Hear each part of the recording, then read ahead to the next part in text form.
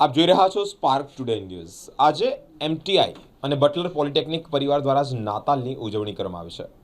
Methodist technical institute કેમ્પસમાં જ ઉજવણી કરવામાં આવી છે, જેમાં સંગીત, ડાન્સ અને પ્રાર્થના કરી નાતાલ તહેવારની ઉજવણી થઈ છે।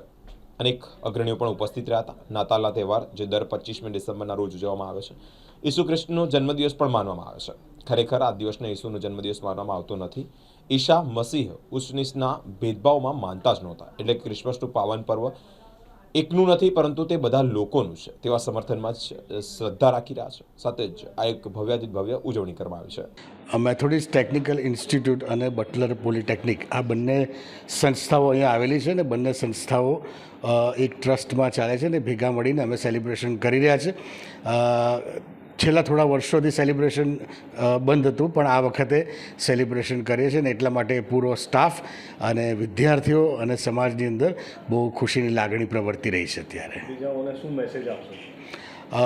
જીવનમાં એક વસ્તુ યાદ રાખવાની કે ઈશ્વરે આપણને આ જીવન આપ્યું છે, એ જીવનની અંદર ઈશ્વર સાથેનો સંબંધ અને માણસ સાથેનો સંબંધ ચોખ્ખો અને પ્રેમભર્યો રાખવાનો, ઈમાનદારીથી જીવવાનું, ભણતર જે લોકો કરી રહ્યા છે એમને સપોર્ટ કરવાનો અને ભણતરમાં જે લોકો સપોર્ટ આપી રહ્યા છે એમની કદર કરવાની। કેવી રીતે સેલિબ્રેશન આજે કરવામાં આવે છે? આજે ઘણા વખતથી લગભગ છેલ્લા 2 મહિનાથી અમારો આખો સ્ટાફ અને સ્ટુડન્ટ્સ એ સેલિબ્રેશન માટેની પ્રેક્ટિસ કરતા હતા।